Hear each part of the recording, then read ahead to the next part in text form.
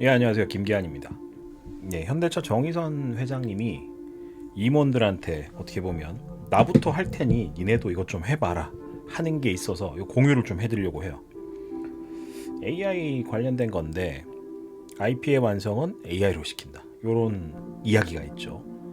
무엇에 관한 건지 좀 살펴보도록 하겠습니다. 예, AI 패권으로 요 세 분이 똘똘 뭉쳤고, 깐부치킨 치킨 먹는 장면으로 굉장히 이슈가 됐고, AI 패권으로 삼성, 엔비디아, 현대차 똘똘 뭉쳤어요. 하이닉스 여기 이제 수저 얹고 싶어하는 LG 같은 경우는 이제 구광모 회장도 꼈다가 삼겹살 지방 자르는 가위질 한 번으로 주가가 폭락했다느니 뭐 그런 이야기가 있을 정도로 AI 패권으로 국가, 인종 이런 걸 떠나서 연합 체계가 여기저기 구축이 되고 있습니다. 정의선 회장님, 요 형님이 보도 자료에 좀 센 거 하나 나왔습니다. 센 거. 먼저 배우겠다. 정의선 회장이 바이브 코딩 교육을 청했다고 합니다. 그러니까 내가 배울 테니, 쉽게 얘기하면은 내가 먼저 배울 테니 임원들 니네들 똑바로 좀 배워봐라, 이런 취지에서 얘기를 했다는 거고, 오죽했으면은 이거 뭐 일개 사원이 아니라 한 그룹의 오너, 한 그룹의 대표가 먼저 배우겠다 이런 얘기를 할 정도로 이게 굉장히 이슈가 되고 핫합니다. 바이브 코딩. 제가 이제 바이브 메이커스라는 스터디 그룹을 만들어서 이 활동을 하고 있는데, 저도 하고 있어요. 뒤에 가서 계속 말씀드리겠지만 저도 하고 있습니다. 여러분들 하셔야 됩니다. 오죽하면은 우리 회장님까지 이런 얘기를 하는지 한번 좀 살펴보도록 하겠습니다. 바이브 코딩. 예, 바이브 코딩이 뭔데? 간단하게 좀 설명드리면은, 문법 암기 시대에는 이제 종말이다. 여기서 말하는 문법이라고 하면 영어 문법 이거 아닙니다. C 언어, 예, 뭐 C 샵 익숙하시죠? 이런 거예요, 이런 거. 프로그래밍 언어. 그러니까 이제 프로그램을 개발하기 위해서는 꽤 많은 시간을 투자해서 언어를 배웠습니다. 저도 이제 석사과정 풀타임으로 하고 소프트웨어를 개발해서 프로그래밍을 해서 이제 시뮬레이터를 개발해서 그걸로 이제 논문을 쓰고 졸업을 했는데, 그 과정에서 당시 저는 이제 자바라는 언어를 나름 열심히 공부를 했었어요. 배웠었고. 근데 이제 그렇게 해서 졸업하고 코딩을 좀 했었지만 시간이 좀 지나고 났더니 기억이 안 나요. 기억이 안 나요. 예. 프로그래밍 언어를 배우는 것도 배우는 거지만은 그렇게 배운 거를 잘 갈고 닦지 않으면은 의미가 없어지거나 까먹을 수가 있습니다. 그런 한계가 있는데 이거 할 필요 없다는 겁니다. 이거 할 필요 없다는 거고, 바이브 코딩이 왜 바이브 코딩이냐? 바이브 말 그대로 느낌. 이거대로 말하면 AI가 알아서 코딩을 해준다. 이것 때문에 어느 정도는 동의를 하고 어느 정도는 이제 동의하기 좀 힘든, 딸깍 한 번이면 프로그램이 나온다라고 해서 이제 바이브 코딩 보고 딸깍 이거 가지고 이제 강의팔이 하시는 분들이 되게 많아요. 뭐 일부는 동의하지만, 굉장히 간단한 거 만드는 데 있어서는 동의하지만, 좀 제대로 된 거, 내가 진짜 머릿속에 있는 거를 구현하는 데 있어서는 딸깍만으로는 안 됩니다. 어쨌든 이 느낌, 예, 내 머릿속에 있는 거를 어감으로써 프롬프트로서 잘 표현했을 때 프로그램을 바로 만들 수 있다. 랭귀지 C나 C샵이나 뭐 자바나 파이썬이나 이런 랭귀지 알 필요 없이. 그러니까 지금 시대가 점점 가면 갈수록 아이디어만 있으면 누구나 개발자가 될 수 있는 그런 환경으로 점점 변해가고 있습니다. 그러니까 대세라는 거예요. 그래서 뭐 한동안 여러분들 기억하시겠지만은 뭐 연봉 2억대 3억대 개발자 모셔오기 때문에 쌩 난리였습니다. 그 시절 그런 시대가 지났다. 그리고 뭐 그거까진 이해가 되는데 왜 정의선 회장님이 굳이 본인이 나서서 바이브 코딩을 해봐라, 왜 CEO가 직접 이걸 해봐라 라고 하냐면, AI를 정대로 맹신하지 말라는 겁니다. AI가 거짓말 잘하는 거는 다들 아실 겁니다. 근데 이제 요렇게 비유를 좀 하고 싶어요. 이제 프롬프트를 어떻게 넣으면은 이게 이제 할루시네이션, 쓰레기 같은 답, 거짓말이 자꾸 나오는데, 조직 생활을 하시다 보면 야 누구야 뭐 이거 이렇게 해서 이렇게 저저저저 해서 이렇게 가져와봐, 이렇게 되게 두리뭉실하게 업무 지시를 하시는 분이 있잖아요. 그러면은 밑에 사람이 아무리 똑똑하고 하더라도 개똥같이 얘기하는데 그걸 다 어떻게 철석같이 알아듣고 해낼 수가 있습니까?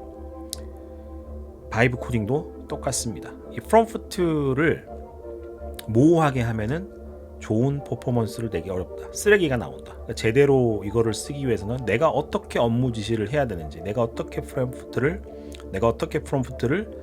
잘 넣어야 되는지, 이게 이제 중요하다는 거죠. 그래서 경영진이 직접 이 기술의 한계를 명확하게 알아야 된다.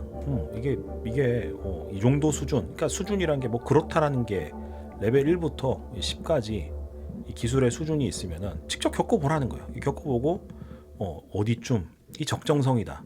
이거를 임원진들이 직접 겪어보고 해보고 알라는 겁니다. 올바른 의사결정이 가능하기 때문에 직접 해보라라는 취지에서 바이브 코딩을 하면 할수록 이거를 이제 해보면 아시겠지만 AI의 극한의 기능, AI의 극한의 한계까지 끌어다 쓰는 그런 영역이에요. 그래서 이제 AI에 대해서 너무 잘할 수밖에 없습니다. 바이브 코딩 이제 단순하게 챗GPT나 제미나이 이제 LLM 가지고 노는 거. 어떤 분들 보면 이제 LLM에다가 뭐 연애하듯이 뭐 오늘 뭐 먹었어? 나 뭐 먹어야 돼? 날씨가 어때? 이런 유치한 대화만 하시는 분이 계신데 바이브 코딩은 뭔가 머릿속에 있는 거를 구현하기 위해서 뭔가를 실제로 구현하기 위해서 AI를 활용하다 보니까 극한의 사용에 한계에 도달할 수가 있습니다. 그러다 보니 AI에 대한 이해도, AI에 대한 한계, 어디까지 AI가 감당할 수 있고 어디부터는 애매모호하고 어디부터는 위험하다 이런 것들을 판단하실 수 있게 된다. 감을 잡게 되신다. 그런 취지에서 아마 정의선 회장님이 바이브 코딩을 내가 직접 해보겠다. 본인이 수장이 그렇게 얘기를 하시니 밑에 이제 뭐 굉장히 몸값 비싼 머리가 굳은 임원분들도 움직이실 거 아닙니까? 특히 이제 저도 제조기업에 오래 있어봐서 아는데 제조기업, 하드웨어를 다루는 제조기업은 소프트웨어적으로 좀 약할 수밖에 없습니다. 그리고 변화 관리가 좀 쉽지 않아요. 그래서 그런 취지에서 아마 이런 코멘트, 이런 액션을 취하신 게 아닌가 싶고, 그래서 이제 현대차의 빅픽처는 정의선 회장님의 빅픽처는 결국 DX에서 AX로 명확하게 가고 싶다. 그러니까 많은 기업들이 AX를 시도하고는 있지만은 AX 수장도 없고 조직만 AX라고 만들어 놓고 아직까지 여기에 머물러 있는 것들이 많습니다. 철학이 없기 때문에. 그러니까 DX는 디지털 전환이에요. 말 그대로 이제 모든 것들을 데이터 축적화하고 표준화하는 거. 그러니까 뭐 DBA나 뭐 이런 표현들 아시죠? 쿼리 돌리고 딱 요 수준인데 아직까지 우리나라 많은 기업들이 이렇습니다. 우리나라 AI 강국 아닙니다. 죄송한 말씀이지만은 AI를 잘 쓰는 것과 AI에 대한 이해도가 높은 거나 AI에 대한 원천 기술을 가지고 있는 건 별개의 문제인데 우리나라 메이저 기업들이 AI 수준이 좀 떨어진다. 미국이나 일본 기업, 뭐 중국하고 비교했을 때 많이 떨어진다. 절대로 앞서 나가 있거나 이렇지 않다. AX라는 표현을 계속 쓰고는 있지만 대부분 DX다. 그리고 AX 수장들의 이제 커리어나 이력을 뜯어 보시면은 DX 하시기에도 애매하신 분들이 많으시다. 그러니까 어디서 AI 관련 책을 몇 권 읽고는 좀 뭐 오너나 이런 분한테 좀 잘 해가지고 되신 분들도 많아요. 이력 보다 보면 제가 깜짝깜짝 놀래는데 IT 강사하시던 분이 모 기업 같은 경우는 AX 뭐 임원이 돼 있어가지고 제가 보고 깜짝 놀란 경우도 봤는데 잘 아는 분입니다. 예. 지금 수준이 보기에는 이렇고 실제 수준은 못 따라가고 있는데 어쨌든 현대차는 이참에 변화 관리를 제대로 하겠다는 겁니다. 정말로 DX에서 AX 인공지능으로 전환을 해서 AI의 일상화. 그러니까 전원 그 직원들이 전원 이제 AI 역량을 고도화해서 평상시 내던 퍼포먼스가 이 정도 수준이다. 그러면 이제 한 명당 현대차 또 뭔가 비싸잖아요. 한 명당 퍼포먼스를 평균적으로 이 정도까지 점프업 시키는 거를 꼴로써 이런 액션을 취했다라고 저는 보고 있습니다. AI 시대, 우리의 생존 전략에 대해서 우리는 또 생각해봐야 될 것 같습니다.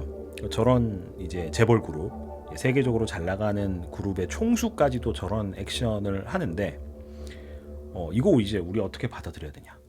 코드의 시대는 끝났습니다. 진짜 프로그래밍을 하는 사람, 진짜 프로그램을 설계하는 사람이 필요한 거고 단순 코더, 하드 코딩 한다. 로직 다 짜주고 이거 구현해라. 이런 사람은 필요 없는 시대가 됐습니다. 그래서 철저하게 디렉팅의 시대, 디렉터의 시대가 됐고 진짜 연봉을 결정하는 거는 단순 기술, 스킬이 아니라 문제 정의력 그리고 질문하는 힘, 프롬프트를 얼마나 정결하게 잘 쓰느냐 여기서 결정된다라고 보십니다. 아까 제가 말씀드렸지만 저도 바이브 코딩 나름 열심히 하고 있어요. 나름 열심히 하고 있어요. 제가 이제 아시는 분들 아시겠지만은 이 2026년도 시대에듀에서 나온 유선비 IPAT 지식재산능력 시험 수험서를 출간을 했습니다. 근데 수험서를 제가 처음으로 출간을 하다 보니 좀 시행착오가 있었어요. 그래서 이 책에 좀 부족한 점이나 오류가 있어서 그거에 대한 이제 죄송한 마음으로 시험 준비를 하시는 분들을 위해서 바이브 코딩 스킬을 이용해서 모의 시험을 치를 수 있는 이런 앱을 개발을 했습니다.